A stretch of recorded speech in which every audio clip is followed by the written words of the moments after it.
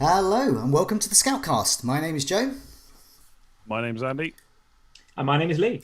Welcome everyone. Andy, what's coming up in the show? Yeah, so obviously all the usual caveats apply doing a podcast this early in the week when there's still so many Game Week 26 games to go. But we're going to start looking ahead to Game Week 27. We haven't seen the Man City match, but we've seen the lineup. So we're going to talk about that and how it might look for future weeks. Obviously, double game week this week, a little bit of a less... a bit more of an underwhelming one next week, I would say. But there is a double game week to talk about. Then there's obviously Leicester, 2 injuries, big injuries for Barnes, and obviously Madison missed out as well. So is it time to move on? And then we're going to look through all the normal stuff, transfer plans, captaincy, and all that good stuff. Yes, indeed. Before we do that, let's see how our game weeks are going so far. Just before, we'll start with Andy's team because you're doing the best out of us so far. Just to timestamp this, this is taking place at 7 o'clock, an hour before Man City's game against Wolves. So we have literally just seen the Man City lineup just now, and I have hastily not changed my captain of Diaz in my Sky team. So that is now sorted, everyone. Can rest easy. Let's move on to how we're doing so far. Game week 26. Andy, you're doing really well. So you got 67 points, but you took a -8 to get that, so 59. Triple captain on Kane. Just for the benefit of those listening to the podcast, you've got Martinez, Cancelo, Wan-Bissaka and Stones, Son, Salah, Gundogan, Fernandes, Rafinha, Kane, triple captained, and Bamford, and Antonio, Dallas, and Burn on your bench. So you must be pretty happy with that. Yeah, it's gone pretty well. I took an 8-point hit in order to get Kane in. And yes, I'm just going to say it. I've got 6 points from Kane and I'm unhappy with that. I wanted more from that game. I deserve more from that game. Kane should have got more from that game. And I know people hate people saying that, but that miss at the end was worth about 18 points because I had Son as well. I haven't seen a replay since, but I feel like it bubbled up a little bit before he took the hit. I don't know, just so frustrating watching that live.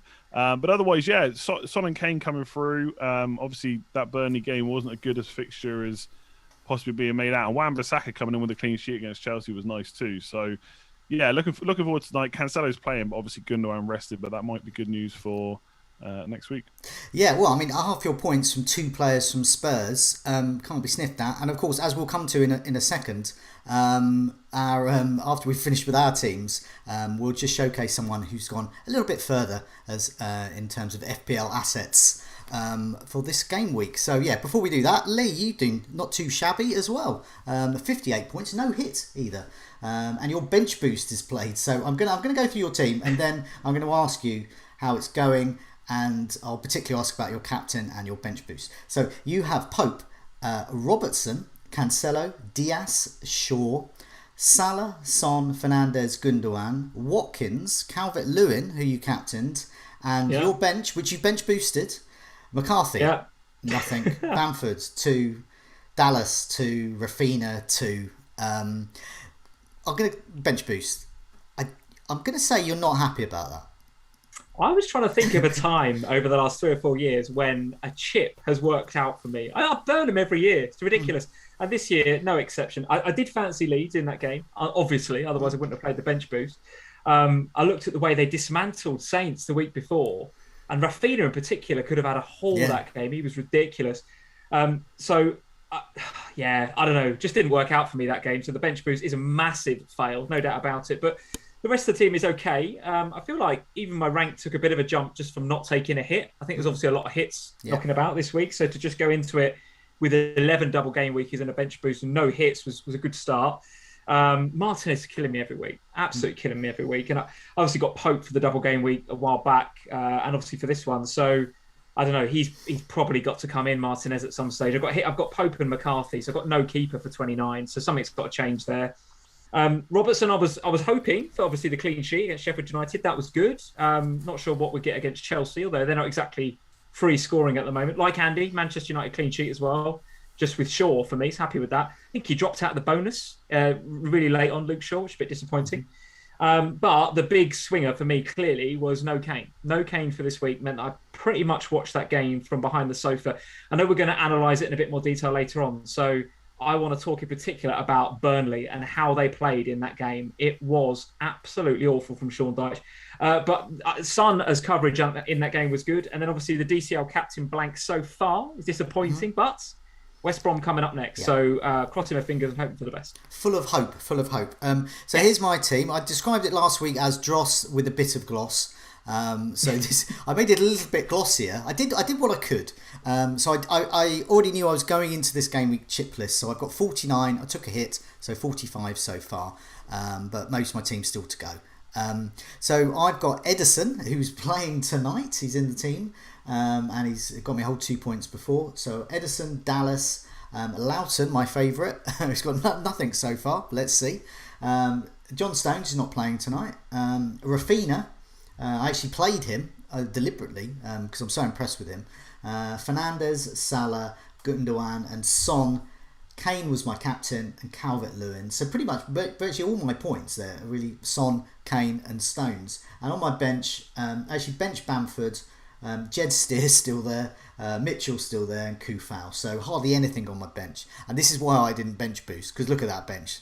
I just wouldn't. I've got my bench boost to play.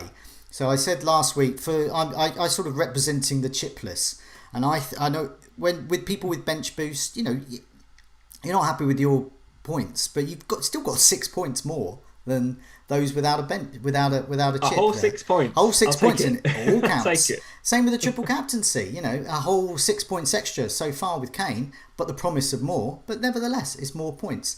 So the big issues for me: no chip and no Martinez. So for me, I've got a tiny red arrow at the moment. I want to keep it that way. Just, you know, tiny green arrow, tiny red arrow. Just want to get through this week. It's not my week, but my week will be when I wildcard and bench boost after game week 29 at some point. So that's when I'm hoping to get a march on people there. Calvert-Lewin, yeah, I was very tempted by Calvert-Lewin. What I did is... Calvert-Lewin is my captain rather, but I went for Kane. I got rid of Grealish for Son and I got rid of Ings for Kane. So I sort of did what you could do really to jazz it up a bit.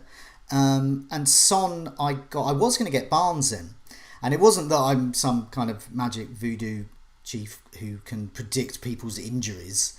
I didn't get Barnes in because I did not like Brendan Rodgers' post Europa League interview. Very down, very pessimistic. The Maddison injury I didn't think would affect me in my decision about Leicester, but the fact is that he played a variety of people. I think Pereira played in the attacking midfield role at one point. Yeah, he did. Yeah. And then when I saw it, and then I thought Iheanacho might get it as well, and that transpired. It's just basically I don't think they can quite at the moment replace Maddison. And as we'll come to Leicester, they are sorely lacking his creativity. So it wasn't that I thought Barnes would get injured, but it just put me off there. Meanwhile, Mourinho after Europa League, he was really, he can be quite swaggery. He seemed especially swaggery. No. Seemed especially swaggery, and I felt, we was talking about Bale, we was talking about, people saying, you can play Son, Kane, Ali, Bale together. And I just thought, God, he's got options, and they're really good, and they're actually on form as well. And so I thought, right, I'm going to get Son in. I just thought, don't complicate it. But I'm nothing compared to this guy here. So my fellow Sky Video... This is insane. My Sky Video and podcast comrade, Luke, this is what he's come out with. Okay. Those listening to the podcast won't be able to see what I'm putting up, so I'll describe it. Luke has got 100 points. He took a -12. He triple captained and got in Gareth Bale. And so he's got Areola, Cancelo, Stones, Maitland-Niles, Gundogan, Bale, 57 points and counting so far. Fernandez, Salah, nice. Calvert-Lewin, Watkins and Kane. And he could afford to bench Rafina and Dallas and Vestergaard. Vestergaard is goals imminent. He's definitely going to be close to a goal at some point soon. But the reason I put that, we're not really doing a rough with the smooth because the game week's still going on, but it's not amazing. What did you two think of that when you heard that Luke was going to triple captain Bale? Could you imagine that he would get 100 points? It was so ballsy, wasn't it? He's known to be a bit maverick, so it's not. I wasn't shocked when I saw it, but I was shocked to see it then come in as well. It's insane. I mean, what a differential, under 1%. I doubt if he's under 1% still, Gareth Bale, but he was at 0.7, 0.8 or something. So, yeah, fair play. That's a move and a half. I love it. Yeah, it's incredible. This is very typical. This is the sort of move that Luke does. Sometimes it doesn't pay off and sometimes it does in spectacular fashion. So someone like me, chipless, and I got the average, which is 45. He's got more than double that. So I know there's a hits involved, but he's still got all his players to play, including his triple captain.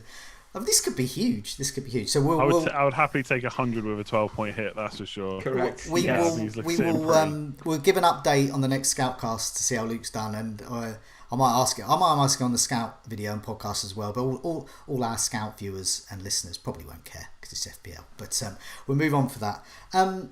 City. We've got a double game week again, or have they? Will they actually play twice? Will their key players play twice? So, as Andy was said, we've perhaps gone from the biggest double game week to perhaps the most underwhelming. City are facing Manchester United and Southampton. So there is the potential, but Manchester United are becoming the experts at the 0-0 against the Big Six. Who will play twice? Are there? So we've got our 3 Man City options already.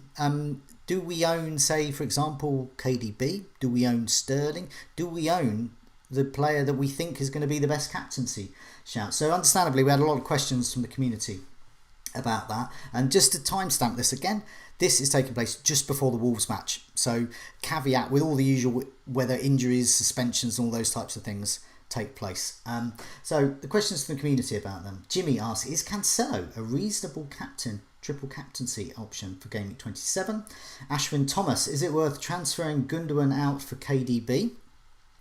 Warwick English, with United's poor attacking form against bigger clubs, is Fernandes actually expendable for KDB? Sort of answers his own question there.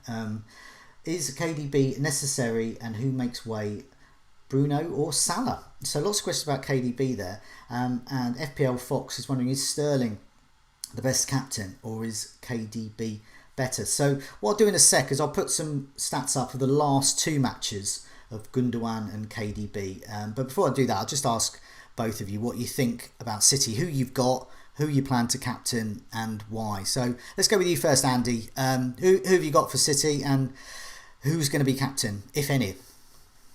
Yeah, I mean, I'm definitely captain the City players. Not even a debate for me. I'm sure there'll be a lot of people looking at Spurs players because of Crystal Palace, but double game week Man City, you just don't turn that down. So I'll definitely be captaining one.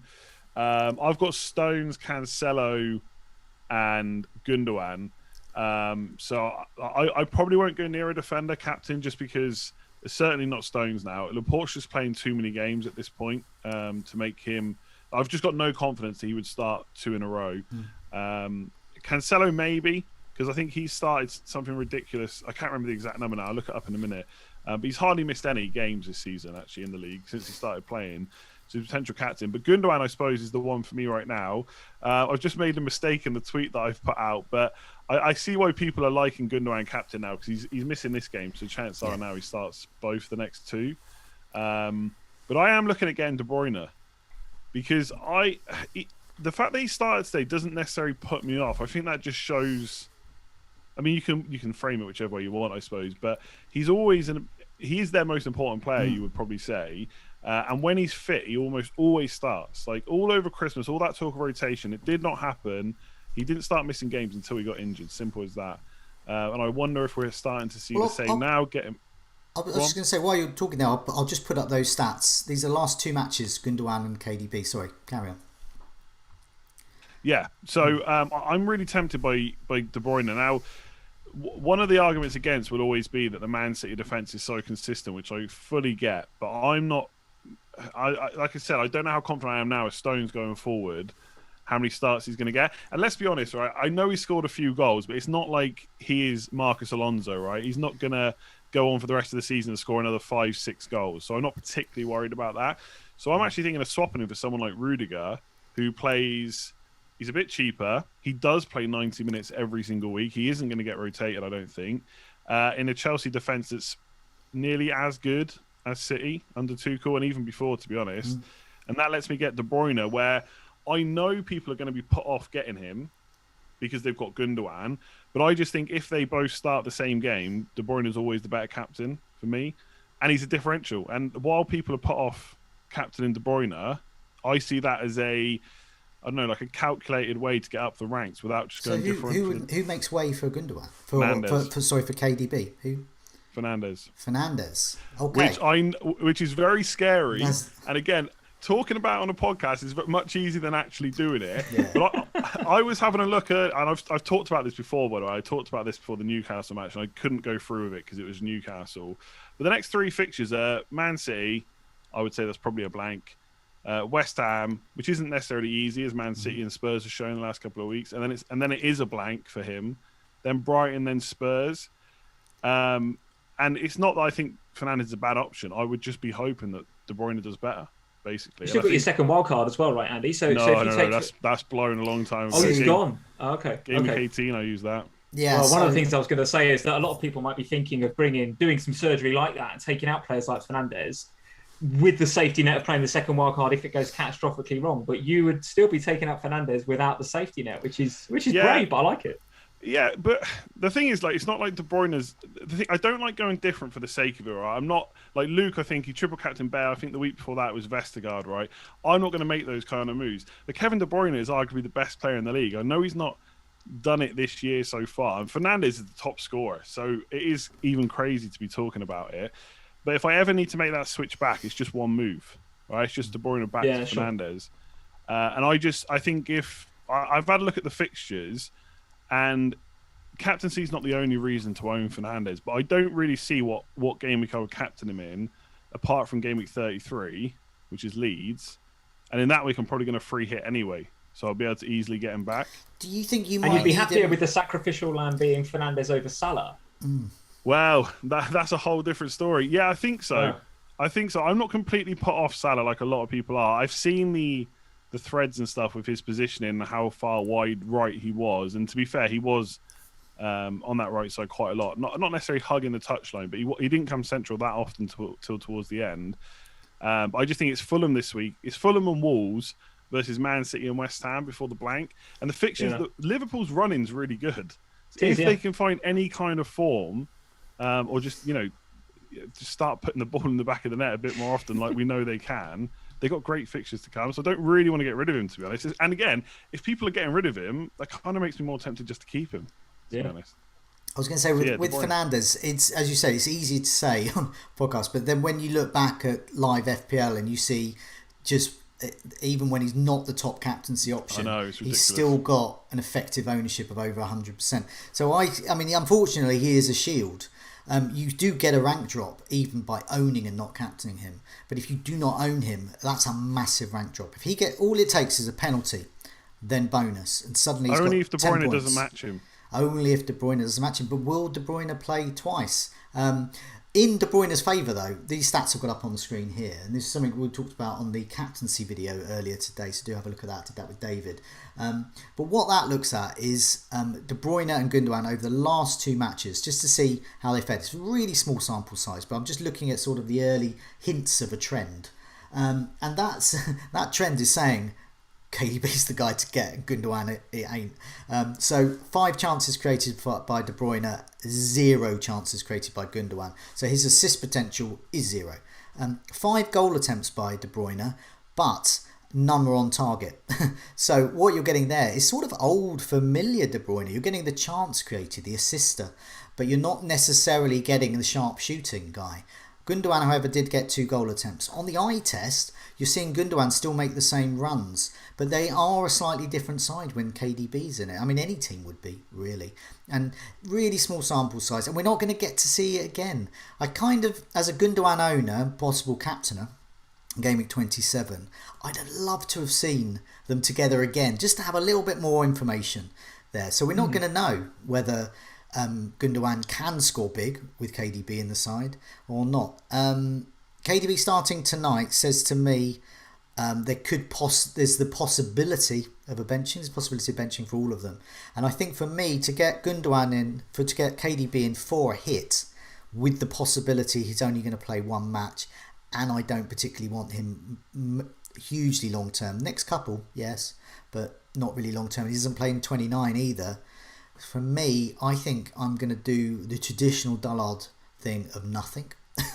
But yeah, what do you think? The thing with him is, Joe, is that he's got like, it's not as if he's been prolific this season though. We know what he can do, obviously, and I totally hear what Andy's saying, because at 12, I think he's 12.9% owned. I just looked him up a second ago, De Bruyne.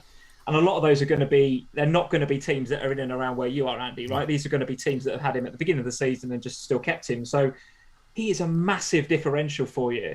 At the expense of Fernandes, I'm not sure, to be honest with you. I'm not sure. If De Bruyne had the sort of season that he had maybe last year or the year before, where he was banging them in left, right and centre, maybe. But I think he'd only scored 2 or 3 goals from open play. Okay, he's got a couple of penalties to go along with that, hasn't he, this season? But he's not been quite the Kevin De Bruyne that we've seen in previous seasons. That's my concern. But he's a really great differential. So he's basically massively he's underperforming, whether you say it's massively or not, I don't know. So his XG this season is something like 8, and he's only scored 3 goals. So he's 5 under it. Yeah. So that could, at some point, that's probably going to regress a little bit, whether or not it's this season or not. Obviously, it's impossible to say. The other thing I've done is I've kind of mapped out who I want to captain for the rest of the season. Obviously, this could change for loads of different factors, but I find it's good to have a rough plan. And for the last 12 weeks, I would put Man City as the best, if not equal, with like Salah or Kane for like 6 of them. And so, if I think De Bruyne is better than Gundogan, then I just want him for those weeks. And I know people will say about the value in Gundogan. I fully agree with that, which is why I'm selling a defender and not selling Gundogan.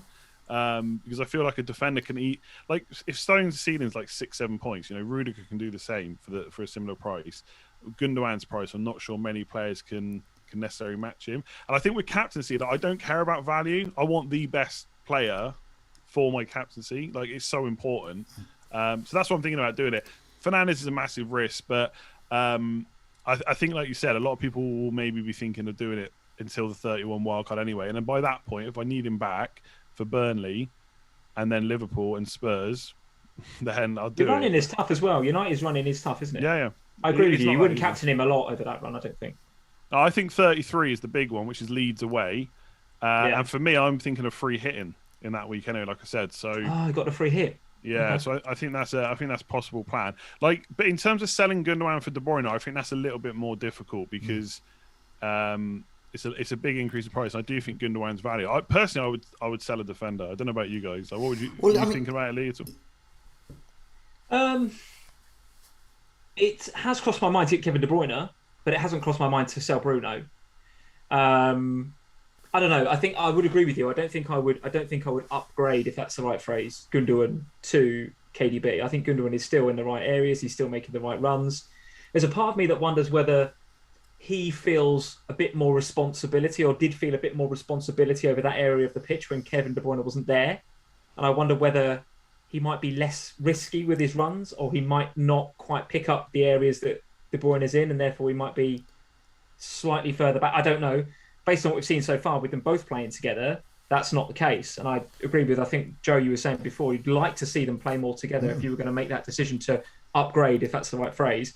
So if I was going to go De Bruyne, I think I would reluctantly have to lose a defender, but it would be reluctantly. And actually, my choice would be between Diaz and Cancelo. Those are the two that I've got. I think that's a far harder decision than Stones. I think Stones is, I'm not going to say it's an easy sell, but if you had gun to my head, I'd say, Stones, with the threat of Laporte, as we've seen tonight, etc. Diaz is, not only is he nailed on, probably the best defender in the league, picks up bonus points whenever he gets a clean sheet. He's just phenomenal. He's changed them massively. And Cancelo, okay, we'll get the odd rest, but you know what he's like in terms of picking up positions and getting FPL points. He's not actually translated a lot of that underlying potential into a lot of FPL points, but you always feel like a haul's there for him. So I think if you've got Stones, that's not an easy move, but that is a move that I could be willing to have a look at, I think just one really quick thing. I think the team sheet is possibly meant, even if you were thinking about getting De Bruyne, you could possibly just to delay the decision now, because it hit when De Bruyne gets rested and you think he's definitely going to start the next two. It's different to Gundogan being rested. You already own him. You could just captain him. And if there's potentially going to be a double in 28, it's maybe better to just roll. But yeah, that's the only other thing I want to say. We don't think De Bruyne is going to be rested anytime soon, do we? He's just coming back from injury. He wants rhythm and consistency, doesn't he? I don't think so. Pep very rarely, like we talk about rotation all the time. De Bruyne very rarely gets. Well, I think he was rested last season against Southampton, De Bruyne, and they play Southampton, GW27. So you never know. And Pep does do these things with similar teams. He has a thing about Burnley at home. He has a thing about Burnley away. He never plays Sterling against them at home. I mean, is it just by chance? It's just there's certain things. I mean, what's putting me the move that you were talking about, Andy, there of getting KDB in, the actual getting rid of Fernandes actually doesn't worry me. It doesn't worry me as much as the other elements to that move. And I think there is looking at the fixtures, there is sense in doing that. If you ignore that effective ownership, will he get those points? And I'm not sure Fernandes will over the next few. In comparison to, say, KDB. But it's more going against Gundogan as a good captaincy option. Will KDB play twice? And also it's the fact that these scream to me really good defensive games. That Manchester derby, that looks like 0-0. Manchester United just seem to be set up for playing 0-0s against the big six. And then they're playing Southampton, who can't score. I mean, Vestergaard is their top goal threat at the moment, over the last 4 matches. So it makes me think that it's a defender, which is why I sort of half joked on the captaincy video today that I would captain Ederson. But which Man City player is going to play twice? Who's going to get 2 clean sheets? Who's probably going to get me? Who's like 95% certainty of getting at least 12 points for me? Could be it'd be the ultimate dullard move. But let's have a look at those City stats for those more interesting than me. Last 4 matches, expected goal involvement, and this underlines Gundogan's potential here. So as we've seen, he's still getting a couple of shots away whilst KDB's been on the pitch in that small sample. But last 4, so this is with these are the last 4 matches. So last 4 matches they played, the expected goal involvement of Gundogan is getting towards nearly 4 there, and Sterling is a really good shout as well, getting towards involved in 3. And then you've got to move down, you've got Rodri, Foden, Mahrez. These are sort of outside shots really, but will they play twice? And then De Bruyne is quite far down there in terms of expected goal involvement, less than 1 is expected to be involved in. That's actually less than Cancelo.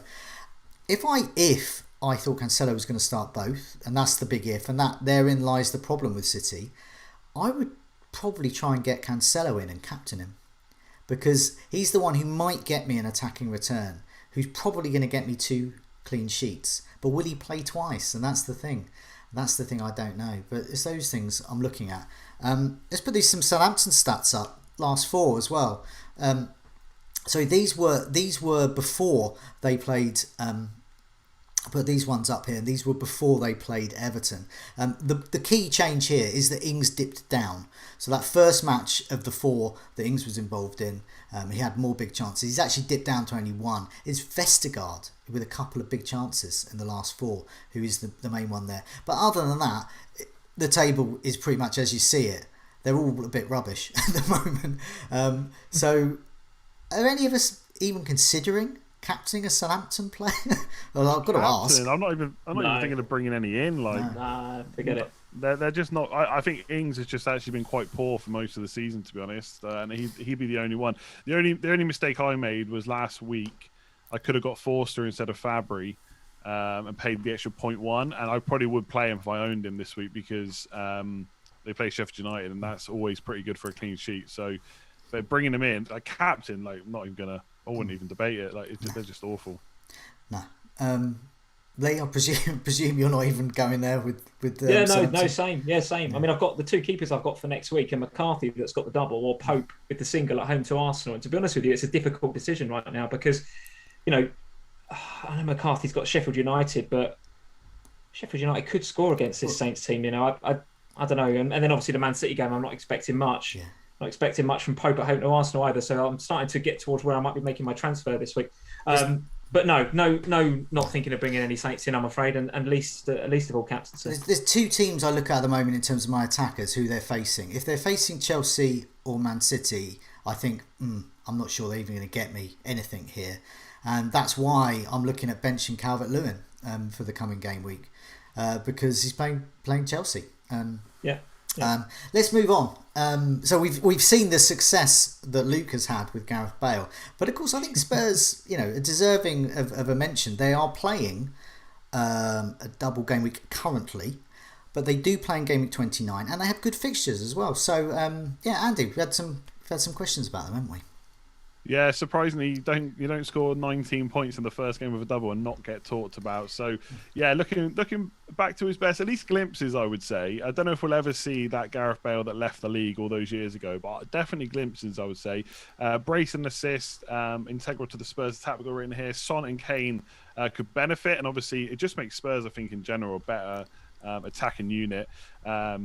And yeah, obviously Son also got 11 points, so he's also got a double-digit haul this week. So is it time to bail up and make hay? Is written here by our note. Wow, who's done these notes? Guilty. There you go. Guilty. So yes, lots of questions as you can imagine. FPL Finding Glory. Is it time to jump on the Bale wagon? Set Blattered, which is the best Spurs triple up? Kane, Son, and Bale. So basically, Kane and Son is already included in the best triple up, and then Bale or Reguilon or Lloris.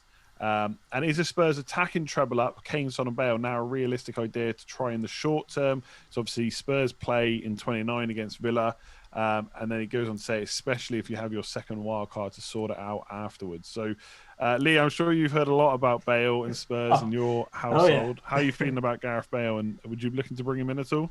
Oh, there was so much emotion in our living room over the weekend, especially when he scored that first goal after a few minutes. I was actually out in the garden with the kids. I thought, right, I'll go and watch the Spurs game. I'll give it 10 minutes to settle down. 90 seconds in, I could hear from the garden, Sam screaming in the living room. What to make of that game? I'll talk about Spurs in a second, but I do just want to give a quick shout out for, not a shout out, what's the opposite of a shout out? I don't know, but I just want to deride, frankly, a whisper out or something for Sean Dyche and the way that Burnley approached that game. They got it so wrong. They got it so wrong. And in a game where, I think Spurs, with Bale coming into a bit of form, and obviously that front three was looking good to use an old Jose Mourinho phrase, it kind of looked as if and felt as if he was going to let the horses run free, didn't he, in that game? And he set up with the front three. Now, if you're Burnley, and one of the reasons I didn't bring in Kane or go anywhere other than just Son for this week was that, what are Burnley good at? Burnley are good at sitting back, frustrating, be physical, good from set pieces, good solid goalkeeper. Fullbacks are not too adventurous, sit and frustrate. And if you go away to Spurs, you try and win 1-0 at some stage, right? That's Burnley. And I'm thinking that's the way the game's going to go. Well, Sean Dyche decided that he was going to be peak Brazil 1995 or something. He had Lowton and Taylor on either side, thinking they were Cafu and Carlos. Their average heat maps for those two guys was like way pushed up, trying to push the Spurs as a Lowton back. owner, I thought I was actually going to get an attacking return. It was, I was honestly, convinced of it. I was more surprised that they didn't score in that game because they will keep committing men forward, and they had Jay Rodriguez and Vidra up there. So obviously the game plan was not to get it up to Wood, win the ball, control it, lay it off. It was, we're going to play dynamically with these two. But Cork and Brown, who in the middle, just left me and Tarkovsky hideously exposed. So all that said, if you're Sean Dyche, I fair play, trying something different with Burnley. You want to be a bit more adventurous. Don't try it out against Spurs, who are like one of the best counter-attacking teams in the league and are absolutely going to kill you on the counter-attack. Try it against Sheffield United or Palace. So all that goes to say, obviously in our living room over the weekend, there was a lot of, we're back, Gareth Bale's back, the front three is the best front three in the league, etc., etc. And I was sitting there saying, you've looked very, very good, but Burnley were absolutely terrible. So I'd love to get your thoughts, guys, on whether you think it was Spurs great or Burnley bad, or a bit of both. Yeah, I think it was possibly a little bit of both. I think one other player that was back that really helped was Reguilon, because he has the legs to get up and down. And so when he's up, it means Son can come central. And then at times it was almost like a front four. Reguilon, Son, Kane, Bale. And even Mora was joining in at times where it was like a front five. So they had a lot of attacking emphasis where it was difficult I felt like it was difficult for Burnley to know who to pick up and who was picking up who. So I do think Burnley were bad, but Spurs definitely helped that happen, like helped them make them look bad. In terms of Bale coming in, the only question mark for me, given what we've just seen, before I saw the notes, I didn't even look at the stats. I just see from the eye that he's looking good. The only question mark is his fitness, which Mourinho's talked about time and time again. Yeah. I think it was interesting that in the press conference, Mourinho said something about Vinicius playing because Kane can't play all the games, and then they're 4-0 up and he keeps Kane on for 90 minutes and it's Bale that comes off after 70. I think that just shows that he's not necessarily got the legs to keep at it. So the good news is we get to see another game before we have to make a decision.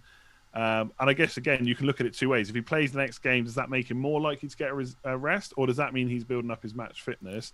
And we can go on what Mourinho says. But I don't think it's a bad shout at all. I think not only did he look good against Burnley, he looked good against West Ham as well when he came on for the 45 minutes. Palace is one of the... If there's one team I could target right now, it's Palace, maybe Southampton, maybe totally. Newcastle, but definitely Palace. Arsenal a bit trickier, but I think if this front three is as good as we hope now, then Arsenal will still provide a challenge, but Son, Kane and Bale will make it difficult. And then in game week 30, after the game they play in blank game week 29, it's Newcastle, which is great as well. So as a short-term punt, it's pretty good. I mean, the question of if you don't already own Son, do you go for Bale over Son? I'm not sure I would do a Luke on that right now, because I just think a Luke has to become a thing, doesn't it? Yeah, because Son's going to play 90 minutes every game. But in terms of tripling up, I always look at it in isolation, right? If I've already got Kane and Son, that doesn't really come into my thinking then for Bale. It's just, is Bale a better option than whoever I'm having to sell? You can't triple up. You can't triple up. No, they aren't going to come up against teams like that. The way that Burnley have played. And Palace are bad, right? Palace, yeah, that's true. That's true. I mean, Newcastle I was going to say Newcastle are better recently. Do I really mean that? I don't know. But they've just lost Almiron and St Maximin as well now. So they're shutting up shop, right? So they're parking the bus. They could be. Yeah, they could try it. Yeah. I mean, Palace can't park the bus. So if you were going to bring Bale in, it is a good time to bring in Bale. But for me, the treble up just feels a bit. It just feels a bit too much. Exciting. For me. I think it's game week 20. Andy, what's happened to you? You're so maverick. But I think game week 29 makes it. Even I am thinking of tripling up at some point because of game week 29, and because they've got Crystal Palace next, then Arsenal, so it's the derby, so it's fine to do it then, and then they are one of a handful of teams that play, and they play Villa, and then they have Newcastle. This is Bale time, arguably, as Luke proved. Last week was Bale time, but I think it's still there. I mean, you can't be too late. I think this is still a really good time to get him in. And well, here's some stats really to show. This shows a little bit of what Bale's been doing, but more sort of where Spurs are at the moment. And this is the last 4 matches, and this shows. I mean, Bale has started 2, but he's been a sub in another 2. And this shows a sort of reversal of what we've been used to this season. So this season, it's been Kane has been the provider for Son's runs. So Son has been the one scoring. It's been Kane, in fact, chipping in with the goals and being the great creative force, the sort of KDB of North London. And then Bale's just been appearing occasionally, swaggering off the golf course with his man bun.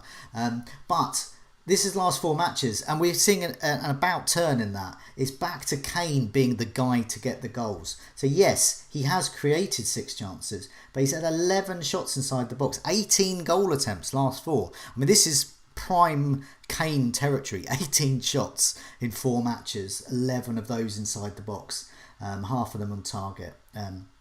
Half of those ones on target, and he scored a couple of goals there. So minutes per goal attempt in the box every 32 minutes. So this is the Kane we like, and it's Son who's turned provider. So you look at chances created. Last 4, he's created 12 chances. That's double the amount Kane has, and big chances just the 1, and shots inside the box just the 3 in comparison to Kane. Goal attempts 7 though. So it's that about turn there. So that was something that's persuaded me to get Son in. Kane and Son, I think, especially with game week 29 in mind, just get them both in. But who is the third one to get in? And as you can see there, Bale, he's only had 2 starts there, but he still had 8 goal attempts. He still created 3 chances, but he's had 5 shots inside the box. And we've seen, even from range, he's so clinical. I mean, that one of I can't remember which one, which is the first or the second goal, but just watching that goal from outside it was just outside the area, and it was just like, just a beauty, and that was great to see. So for me, I think it's Kane, Son, and Bale or Reguilon. And I had a look at attacking defenders. This is a table I've got in Fantasy Football Scout members area, and this is chances created. So I sorted it by 5 or more chances created over the last 4 matches, and I put Reguilon in just to sort of show where he is with the top guys. So the guy we've been talking about a lot recently, Shaw, 13 chances created. He's top of the pile. But then Alexander-Arnold's getting better, 9. He could be a player to bring back in, especially with Liverpool's kind run. Tierney, I had Tierney for a free hit in which he didn't show up, and I was really annoyed because Tierney's a player I really want in my side. He's really exciting. I just want him to play every match, but it's 8 chances created there. And then you've got Cresswell, we know about Loughton, who we know about as well, strangely becoming the Cafu of Lancashire. Alonso is in there, but a bit further down is Reguilon. So he hasn't had as many. He hasn't had as many minutes, and there has been rotation. But nevertheless, he's still created 3 chances, and he's had 5 goal attempts. And that's what I quite like. So he's mixing up the goal attempts with the chances created. And going back to what Andy was saying, he looks something that perhaps doesn't show up in the stats there. He's the guy that's perhaps starting that attack, getting it to Kane, getting it to Son, getting it to Bale. Is that kind of move, sort of building up the play there? So he was very direct against Burnley, wasn't he? He's very direct. He wasn't like, they weren't showing him down the line, but nor was he going down the line. He was attacking the heart of that Burnley defence, in that space between where Cork and Brownhill should have been protecting me and Tarkowski, and they weren't. He was driving into those areas, and Son and Kane were running off of him. I thought he played really, really well. And actually, when you look at those stats that you've got on the screen there, you're talking about over the last 4 matches. Well, I think Reguilon's played certainly 90 against Burnley. I think he played about 70, 80 minutes the previous game, but then didn't play the previous 2 after that. So, okay, this is a bit crude, right? But if you say Reguilon's played 2 of the last 4 games, well, if you were to double what's on the screen there and say he's had 6 chances created, 10 goal attempts, and maybe 4 in the box, you'd suddenly be going, well, these are his last 4 matches. These are his last 4 matches. Oh, okay. All right, so not the last 4. But that could include substitute appearances as well. But the point of that is either way, still pretty good, right? Yeah, exactly. And that's the point there, that he's just below the top guys here, the ones that we were talking about in terms of the assist potential. Reguilon, clean sheets, assist potential, possibility of a goal. That's really great for 5.5, and he plays in Gameweek 29. He's probably the one I'm going to get in, I think. I don't see Palace scoring against them, and I don't see Newcastle without some of their key men scoring against them. Newcastle is screwed, I would say. Yeah. You never know, of course, but yeah. I don't want to sit on the fence, right? I don't want to say there's no right or wrong answer, but I think if you're still happy with your double City defence, I don't know. A lot of people have wildcarded recently, so if they've got Ricardo or Luca Dean and players like that to go alongside 2 City, then you probably don't need to swap one of them to Reguilon. And maybe you just get Bale instead if you happen to have a spare 9.5 million slot. But yeah, if you got a spare, I really like him. The only slight concern is Davies is there, and Reguilon's the better option. He's a bit like Cancelo. He will start most of the games, but there is the odd one he'll miss out. And I can tell you that as a previous owner of him. Oh yeah, you had him, didn't you? Yeah, he's more of a. I would say he's like a 4 in 5, 6 in 7, 7 in 8 kind of guy, rather than 8 in 8. So you just have to hope that he plays in that 29 fixture. It wouldn't put me off buying him, but it's just something to bear in mind, I'd say. I think with Mourinho, he feels like so temperamental as a manager. So this is why I liked what he was talking about Europa. He seemed to have confidence with all his players. He was talking them up rather than doing them down, rather than saying, "Oh, Dele Alli's rubbish" or "Reguilon's rubbish" and these types. He was just praising. But that can turn a click of a finger. And suddenly they're out of favour. Dele Alli's thrown down some well for several months, and we never see him again. Lamella, for example, the same the well that Lamella's been thrown down, and that is my fear with anyone apart from Kane and Son, who I think are untouchable from the well of Mourinho. But yeah, I just think right now, it's like you were saying earlier about him having his, I think it was, you said he had swagger. Yeah. Like they're in 8th position, 39 points. So they are 6 points off top spot. They've got a game in hand as well. So they're not actually that far off. And I think maybe he's realised that even he cannot make this defence into a Mourinho defence as it stands. And maybe he suddenly realised he's got some of the best attackers in the league at his disposal. and just to go for it. And like Bale signing Kane, we all thought it was going to be devastating when it first happened. But you throw Moore in, Lucas Moura, who I thought looked all right, and Ndombele. I don't know, they've got so many attackers. You feel like he might just release them a bit more now. What I like about Spurs, for the same reason people like City, is like who can hammer another team 5-0, 6-0, 4-0? Who, and they're the teams you want to target for the attack. You want to target for the captaincy. Talking about the same team here. This is a Jose team that gets 1-0 up and sits back. And then all those goals at the beginning of the season, they fired past Manchester United. And you've got the wrong half of FPL Family on this when when they played Southampton as well. Basically, it's which team, when they're on form, can absolutely take another team to the cleaners. Man City can do it. We know that. Leicester can do it if they've got Barnes and Maddison, everyone there.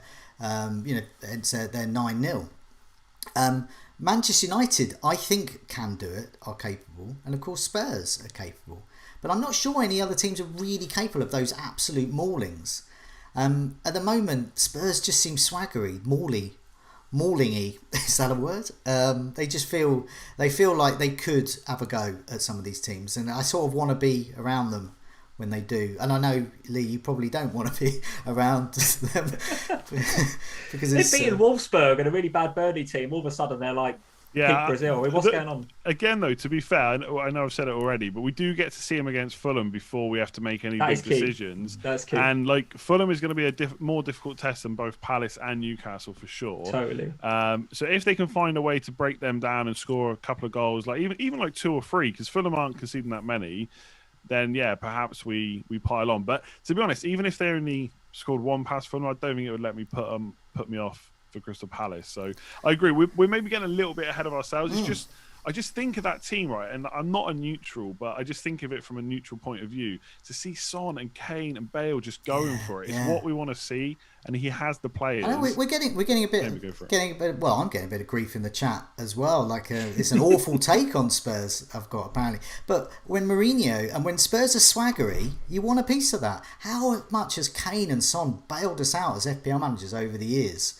So I don't think that's being necessarily awful. I think that's just... Did you mean that pun, Joe? Did you mean that pun? Yeah. How often have Kane and Son bailed us out? I like that. That's very good. Did you write that in the notes? I didn't. I wrote the Hay one. But I wish I'd written that one in as well. But no, it was spontaneous. But I do think there's certain teams you want to... Like with Man City, we want to be part of that when they're on good form. And we perhaps don't want to be when they're off form. Same with Liverpool at the moment. Everyone wants to move away from Liverpool to even it up a bit in the FPL family Spurs Liverpool chat. But Liverpool, I'll agree with that, by the way. But Liverpool are capable of mauling teams when they are back on form, and so we're looking out for signs of that because that's what we want. We want to be able to captain Salah, and we want to be able to get the likes of Alexander-Arnold in. But anyway, I'm digressing because we've got the next topic, which is Leicester. So Lee, do you want to take us through that?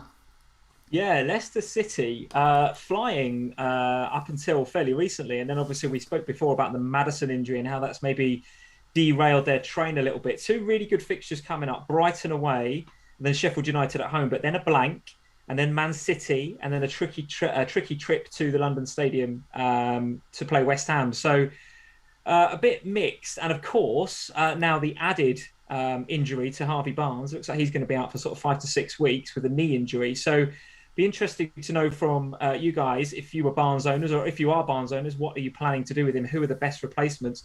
Some of the questions from the community. CG has written in to say, should we stay clear of Leicester City now altogether with all the injuries? Does the Maddison and Barnes and also Johnny Evans as well going off injured in the last game, does that affect them? And should we steer clear? And Conrad is saying, who are the best Barnes replacements? And is Leicester a trap now with all of the injuries? So, Joe, maybe I'll come to you first. Got any Leicester assets? And if you have, no, what are you doing? I was going to, but as I said, it was that pessimism from Rodgers. And the fact that they haven't quite sorted themselves out.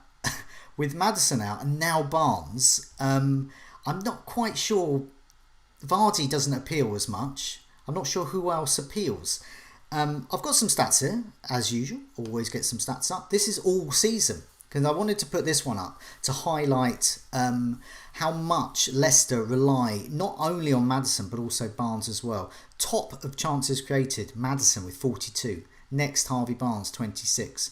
The next one, there's a big old drop off. You're starting to get to Tielemans and Albrighton and Justin territory. Justin is also injured. So out of out of their top 5 creators, 3 of them are out long term. So you're left with Tielemans and Albrighton. So if I was going to get a Leicester asset, and I'm not, but if I was, I get Tielemans in because he's got a goal in him. He's literally the only guy who's creating it, who's their main creative force at the moment. And we see there he's had 30 goal attempts across the season, and he's only 6.4. But he doesn't play in Game Week 29, and that's what puts me off. But if I was going to get a Leicester asset, I'd go there. I'm not particularly interested in the others. I mean, all the ones I'm interested in are injured. Barnes, Maddison, James Justin, who was a Justin owner for a while. What a gift from the gods. What a Lundstrom style gift from the gods he was. 4.9 he ended up during his injury. It's such a bargain, and he looked great. I mean, as you know, like Alexander Arnold of old, when he was cheaper. It was really, really good to see. So short answer, no, I'm not going to bother with Leicester at the moment. They don't. Yeah, it's a shame, isn't it? Don't have the fixture up, don't have the form, don't have the personnel. Yeah. It is a shame because certainly Harvey Barnes for sure, but even maybe James Justin, I think we're on the sort of England fringes. I think they were in the conversation to get in the squad for England in the summer, and clearly neither of them I don't think are going to be in that now. But you've only got to look at the stats that are on the screen. Maddison's chance created are ridiculous, but look at Harvey Barnes' shots in the box, shots on target. Those are the sorts of shots that, if saved, Vardy feeds on the scraps of those, doesn't he? And I just think they're going to be far less threatening in those areas. So I think I'm going to avoid as well. But Andy, what do you think? Have you got any Leicester, or what are your plans? Yeah, no Leicester. I think attackers, for me, there just is no options right now apart from Vardy, and it's hard to justify him over like a Kane or a Fernandes or a De Bruyne or anyone. So I just don't see where he fits in. And I think when you lose the main creative spark as well, it would just put me off. I still wouldn't be completely put off by the defence. I think there's an argument to be made that when you lose some of your attacking potential, you probably, obviously if you've got the ball and you're causing the opposition problems, you're not having to defend. So they might have to do a bit more defending, but they are a pretty solid defence, which has pretty good fixtures. Like I even said this before this game week, that I thought their fixtures actually tended better to defensive returns, although that didn't happen against Arsenal. But Brighton, Sheffield United, that screams more clean sheets than attacking returns to me. Man City's tough after 29. Then they got a really good run in, basically. West Ham, West Brom, Palace, Southampton, Newcastle are the 5 games after the blank and City. So if you've got like a full squad, you could potentially hold on to like a Castagna or Pereira. I don't think I'd be completely put off by that, but I don't think I'd be going out of my way to bring them in, I would say. Do we know much about the Johnny Evans injury? Did I make that up, or did he limp off last game and maybe might be out for a bit? We might have to. Yeah, he's not flagged because they've got the second game, so probably going to wait and see whether he plays that one. So we'll have to wait and see. That obviously would be pretty bad, especially with Fofana still out as well. So I guess it depends when he comes back, because they've got so many good defenders, but they seem to always be constantly injured. They never have a fully fit defence. So yeah, we'll have to. I'm not sure on Evans. We'll have to keep an eye on that one. Look. Yeah, but overall, I just think Leicester's defence is actually pretty good usually. So like I said, it wouldn't completely put me off because the running is so good. Like if I had Pereira or I had Castagna already, I wouldn't be looking to sell, that's for sure. But I guess it's a harder decision to bring them in. In terms of like Barnes replacements, I think it's really difficult. I don't think there is a standout, which kind of makes it a little bit more interesting, but also harder to find someone. Like they all have their like caveats to why they're not actually that good. The best option potentially, if you've already got Rafinha, I think he's still a good option. Yeah, I can't believe I'm going to say this, but Jesse Lingard might not be the worst buy. He looks great, right? It's not a bad suggestion. Leeds up next, which is good for anyone. Like Leeds always give up chances. He can't play in game week 28 because he's playing against Man United. Yeah. Has a fixture in game week 29. Then it's Wolves and Leicester, which aren't ideal. But then again, the run-in's really good. Like right up until the end of the season, the run-in is good.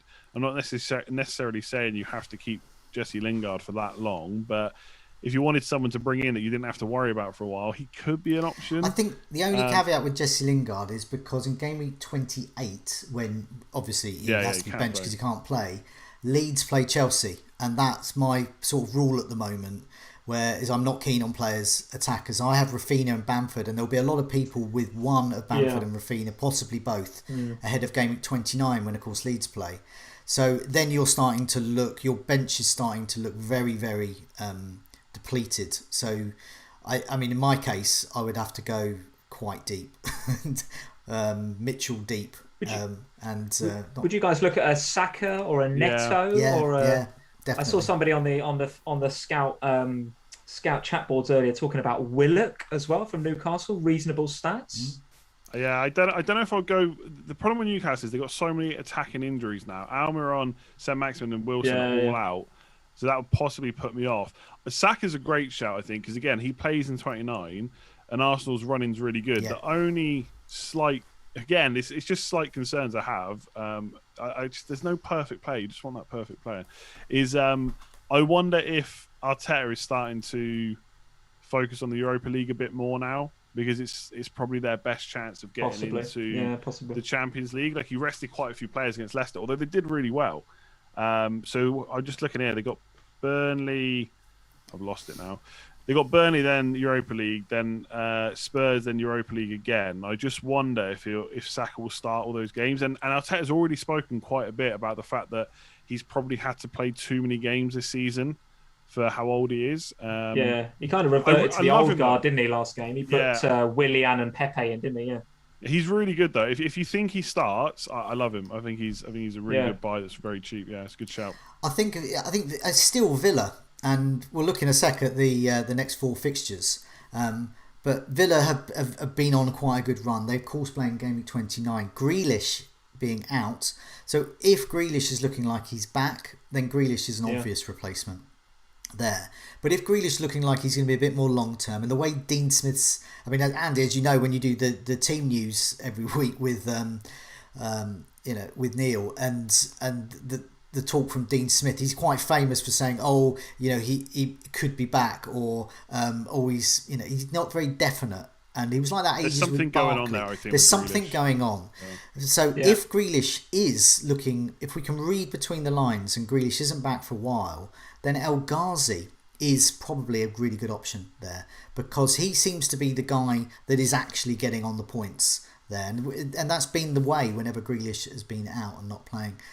So he's a player I like. But it's trying to suss out the team news there of who's going to play. But I think looking at the fixtures, I mean, let's put these next four fixtures up, because it's a good chance to do that, because it shows perhaps some Harvey Barnes replacements as well.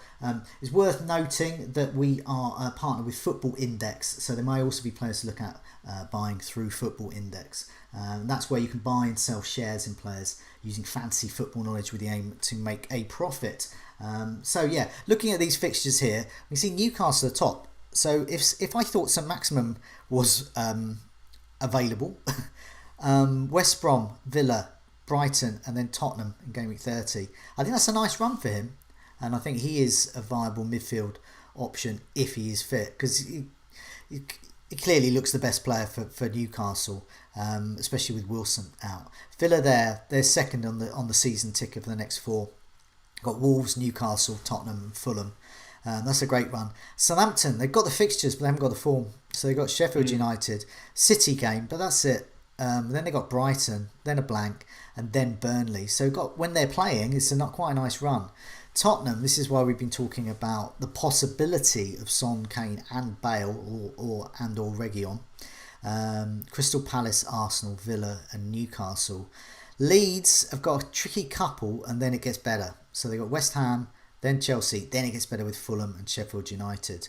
And then Man City, chucking along. And these are mixed fixtures, but it's Man City. Manchester United, Southampton next, then Fulham, then a blank, then Leicester. Brighton, there was someone posted a really funny picture up on Twitter of their team bus celebrating being champions of XG, of the XG champions parade through Brighton, because they're rivaling the top sides, the cities of this world in terms of their defence and their attack, and yet they're getting beaten by a Palace side who had 2 touches in the penalty area and they scored with both of them. So I want to make a Brighton. But nevertheless, if you want to go down that crazy XG route of Brighton, they got Leicester, then they got Southampton, Newcastle, then Manchester United. But then further down, this is why Andy was talking about Fernandes out. And it does make sense when you look here. He's got City next, then West Ham, then nothing, and then Brighton. So waiting to see the Man City match tonight just to see the minutes. Like if De Bruyne got like a 60-minute or something like that, then I'd be far more tempted. But it is more difficult. I will say that, you know, now I've seen the team sheet, but we'll see on Fernandes. I feel like Man City is pretty much a blank for anyone. It's not that Fernandes is bad. Like even if Liverpool were facing Man City, I wouldn't expect many points. Like even in, you know, Salah's heyday, etc. I'd always, you know, the chances of a high points total is obviously lower against the best defenses, right? I think we can all agree on that. So yeah, I just feel like there's maybe something more interesting I can do than Man City West Ham blank. But potentially something else will come up before then. So who knows? In terms of Villa, I still quite like. It's just a shame we don't have definite news on the Grealish thing. I do suspect it's going to be longer than. Like Dean Smith is saying, yeah, not the next one, maybe the one after for Wolves. I just don't think he's back for that. So El Ghazi would be good because he's on penalties and he's extremely greedy. That guy likes to shoot like whenever he gets a chance. But he's probably only in the team till Grealish comes back. So if you wanted like a nailed on or mostly nailed on Villa player right now, I'd actually probably go to Traore. If you were trying to cover the blank for someone that's not very expensive and has pretty good fixtures, you know, around it. I don't think he's like the best player, but for that kind of price, he's not a bad one. So yeah, I think Traore for Villa is someone I would look at. Maybe El Ghazi if you want to take a bit more of a risk. Yeah. Any other names before we go for a differential? I think the only one that stands out to me, maybe, I can't believe I'm saying this out loud, but maybe the Newcastle defence. You know, they've got so many problems at the other end of the pitch that maybe they just tweak it a bit at the back and just try not to concede quite so many. They've got the new assistant manager that's coming from Bournemouth seems to be quite intent on you know, high energy, high press, good shape, all that sort of stuff. So against, I mean, a Spurs game in 30 is probably a different proposition, but West Brom, Aston Villa without Grealish, okay, they still carry a goal threat, no doubt about it, but Newcastle at home could be okay. And then Brighton, despite the XG, are struggling to score goals. So the next three could be all right for someone that maybe has a bit of goal threat at the other end, like Lascelles or somebody like that, Lascelles. I don't know. Maybe I'm clutching at straws. What do you think? Well, no, because I had in my notes, but I was sort of too scared to say because I was getting laughed at. Not the notes again, Joe. No, but I didn't put them in the notes. This is all in my mind. And it's Dubravka. He's a really good goalkeeper. And whenever Newcastle have a good run of fixtures, he gets not only the clean sheets, but he gets the save points and the bonus. So he's got West Brom, Villa, Brighton and Tottenham. There are clean sheet potential there. But so he's come back. And I think the position from Bruce appears to be, thank you very much, Carl Darlow. You've done a wonderful job. But it's Dubravka's going to be back now. And yeah, what did we see? We saw 3 saves. So immediately he's back with a save point. And so if we think that Newcastle are going to keep clean sheets in this favourable run, Dubravka, and he's come down more. So he's usually priced, you know, quite high, you know, 5 million, 5.5, and he's down to 4.8. So if you haven't got Martinez and you don't particularly want to, or you want a backup for some reason and you want a bench boost at some point, but I think at the moment an alternative to Martinez, Dubravka's probably the guy to go for. No, it's not that crazy at all. I think it's quite a good. I thought it was crazy, and so I feel like it's a bit crazy. Dubravka's not crazy. He's very dull. I don't know. I looked at my team earlier, and I realised I could do Robertson to Lascelles. That would enable me to do Calvert-Lewin to Kane as well for next week. So I'm like, and I have the exact money to do that as well. So that's why I'm gone here tonight, sort of talking about the virtues of Newcastle defence. I don't know. I do think that probably with the amount of attacking players they got out, like you said, he will try and go a bit more defensive. But I always think you're not like 17th in the league because you can play defensive. Like you're just not a very good defense. And I do think in the next few game weeks, Newcastle are going to get massively dragged into that relegation fight. And I'm not convinced Steve Bruce and co are going to cope with it very well. So that is why I'm here tonight, Andy, for you to talk me out of these crazy decisions. So thank you, mate. I appreciate that. Yeah, appreciate that. I'm getting some comments in the live chat at the moment from the very, very early stages of the Man City game. I don't know whether they're just joking with us, but Sterling missed a penalty. Is this No, true? I don't think that's They're true. just joking. They're just joking with us. They're joking because they know that I've got Ederson, and I want all of City's Ederson's players not taking a penalty. to miss a penalty, and I want it to be my future captain. Ederson. I think De Bruyne is going to be back on penalties.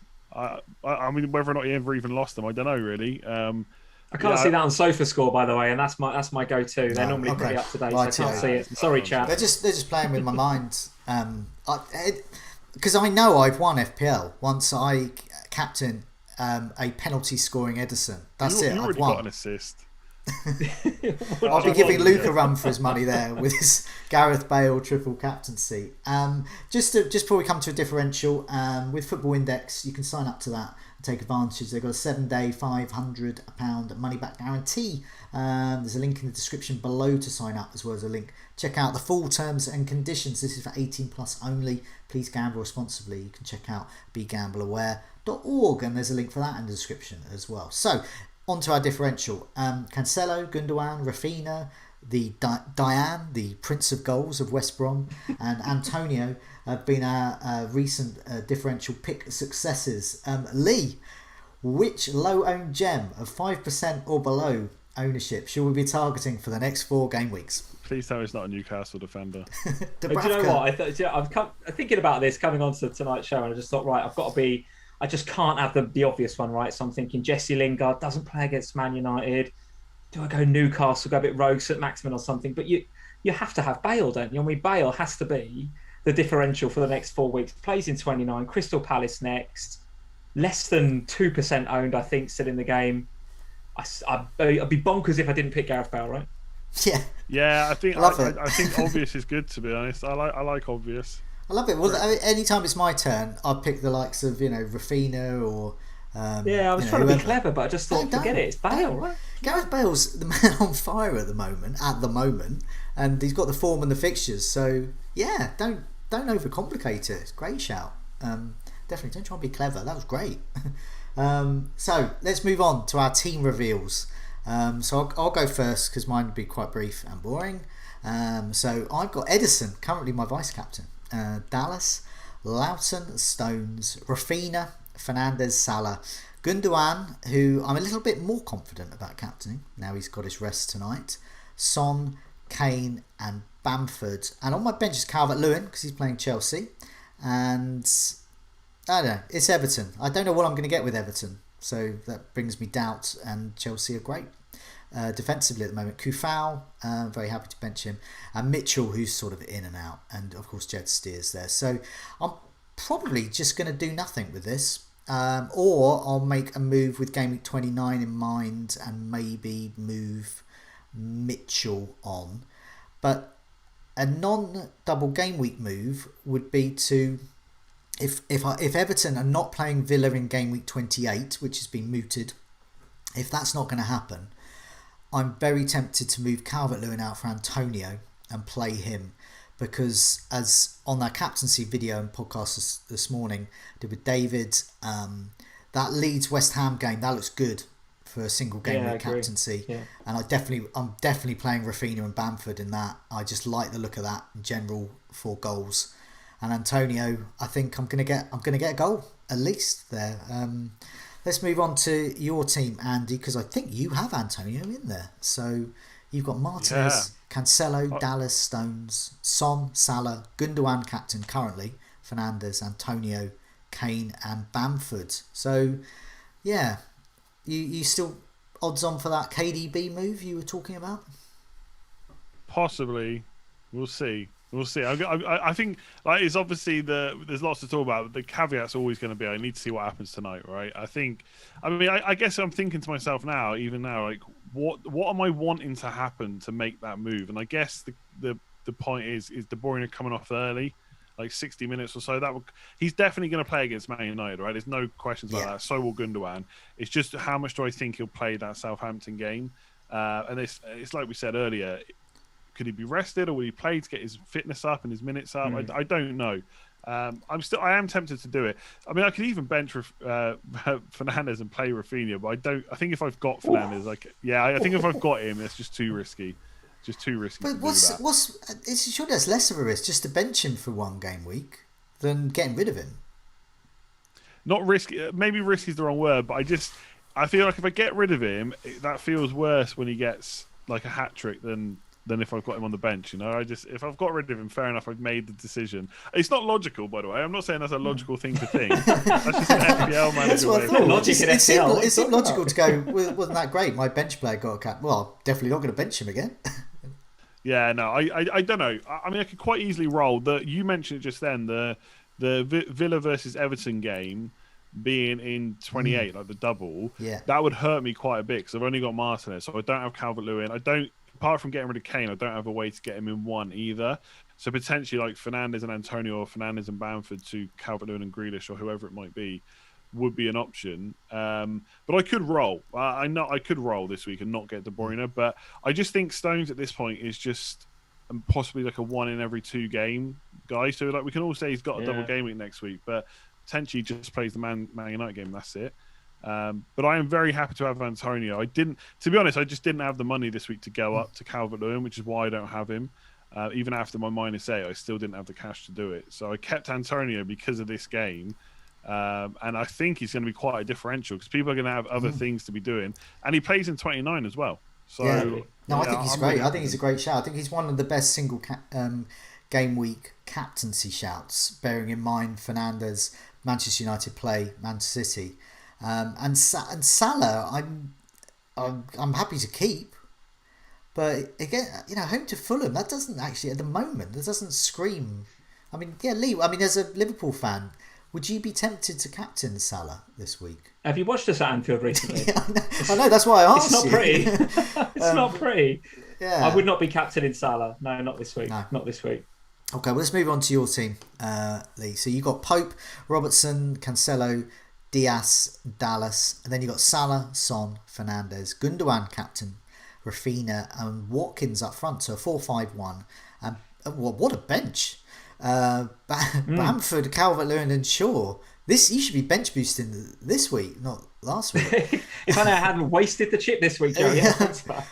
So what if any changes you're going to make? I would try and get more of your bench into your first 11, but obviously mathematically, surely you can't play Dallas ahead of Bamford. Surely not. Yeah. No, this was a hastily taken screenshot that I. So yeah, there will be some changes. I mean, even Fernandes, I think is benchable this week. I'm not selling him, but I do think he's benchable because I do think that Ollie will approach that game in the same way he does every other game against the Big Six, which is I'm going to try and get a point. And against Man City, do you know what? Given that Manchester United are Man City's closest rivals, maybe City are happy with that as well. Could see that game being 0-0, But anyway, my team, I've got a goalkeeper problem for 29. Neither am I going to play in 29. So given I think Martinez he's going to have Wolves at home, isn't it? It's a nice fixture. So I'm probably going to do one of my goalkeepers to Martinez. I've also got problems in the defence for 29 as well because Liverpool and Man City don't play in 29. So what am I going to do? Just rock up with Dallas. I've got to get some defenders on the board. So I do like Reguilon. And talking about him tonight has, I wouldn't say convinced me because I was thinking of him anyway. But I think, just going through it with you guys has kind of talked me into it even a bit more. So I don't know who would make way. I think Luke Shaw has been good for me recently over the last few weeks. He's getting bonus points as well as clean sheets. But as we suggested when we were looking at next 4 fixtures, especially with Manchester City away next, I'll put those 4 fixtures up again so people can see. I mean, I would say Luke Shaw's got to go. Sadly, City. Yeah, one caveat I would say, I think the fixtures aren't like I think playing Brighton, for example, they kind of keep the score down. Spurs will probably find it difficult to score too many passes as well, but West Ham, I mean, I don't know. I'd never back against Antonio, to be honest. But West Ham, Brighton, Spurs, Burnley, probably not that bad for defensive returns, possibly. So I'm not saying that. I'm not saying. Yeah, it could be right. I mean, Reguilon is a better option than Shaw. I'm not saying he's not, but I do think you can possibly make a case to keep Shaw if you are happy to sell one of your other guys. But when they're 2 Man City defenders, it's not going to be them this week, is it? So, well, the other one is Robertson, right? I mean, Robertson doesn't play in 29 either. I mean, I don't know what it is that's made me keep him for this long. Maybe blind faith, maybe my red goggles are on or whatever. But having him, having Reguilon instead of Robertson for the next few looks okay. I mean, we talked about Liverpool's running is good, but I'm planning 1-0 who to scored? City. So I had, it's at home. Oh, well, Man City have put it as a Sterling goal, but in the chat they're saying it's a Dendoncker own goal. So Bad it sounds news for like those. Sterling's either getting the goal or the assist potentially. Bad news for those that have gone Dendoncker deep finally this week for some reason. It's finally gone for those. Finally Well done to got the Sterling owners. wrong way. He's finally scored. Yeah, that does underline Mahrez's potential. I remember towards the end of last season, when I clawed my way back into the top 100k, it was thanks in part to Mahrez. When he did play, he got me points, and it's transpired tonight. It looks like he might have got an assist tonight. Yeah, sorry, it's Nice. Mahrez, not Sterling. So apparently. Mahrez assists there, and that's what he does. A bit like KDB. If Man City do well, you're looking at who's going to have that broad spread of points. I just wish we had a magic crystal ball to tell us who's going to start. Not highly owned, is he, Mahrez? Could be a good differential, but if he's playing tonight, then you know what happens next game, right? Yeah, exactly. So just to finish up on my team, it could be Robertson that makes way for Reguilon, and that would give me a bit of money to do, McCarthy to Martinez, or I could do some upgrades elsewhere. The Fulham at home game for Liverpool does look good on paper, but as we've just discussed, we're definitely not. There is a method to beating Liverpool at Anfield now, and I think teams have figured it out. I think with game week 29, I'm hoping to go into game week 29 myself with 2 free transfers, and then possibly taking a hit there, so I can make that move for the best 3 then. But I'm partly doing that because I think I can wildcard afterwards, so I can get any old dross in. But also I do think it's important to have at least the best players for game week 29, not necessarily quantity but quality. Are you tempted to just roll the transfer this week? Because I think in your team's really good. Like it's too good. It's too good because your bench is too good. Look at it on paper, and the bench looks all right? But again, I've got to start thinking about 29. I don't have my free hit. I'm wildcarding afterwards. I'm dead ending, if that's a phrase we can still use, up into 29. And at the minute, I've got City, double Liverpool, Man United. I've got problems, frankly, that I need to start moving on. And if I'm going to address some of those problems later on, I might as well do it now when Martinez has got Wolves at home and Reguilon's got Palace, right? So it feels like an okay move to make now. Did you say your wildcard? Are you still got your wildcard, have you? Still got it, yeah. Okay, yeah. One thing we didn't discuss earlier, which it doesn't really make sense for you, but it might do for someone that doesn't have their wildcard, is instead of Martinez, because as an owner, I know already that their Villa's running is really difficult. With Lloris instead, and obviously it's different for you because you're wildcard and you're going to get Reguilon, but Lloris not only has good fixtures now, but he also plays in 29, and they've got a fairly good run in, and they've definitely got another double game week to come as well. He's possibly an option. He's going to play every single game, whereas Reguilon not necessarily going to. He's actually my shout for. I'm going to be replacing. I have no goalie for game week 29, and I'm looking, if I don't go the Reguilon or Bale route, I'm looking at Lloris in for Ederson, because one of the benefits of having Ederson, you can get any other goalie in. So Martinez on paper maybe, but yeah, I think that's a great shout. Lloris is going to play, and there's clean sheet potential there. Just before we go, just want to mention the members area. We've had loads and loads of stats today. There's lots of other good gadgets in there as well to have a look at, player comparison, etc.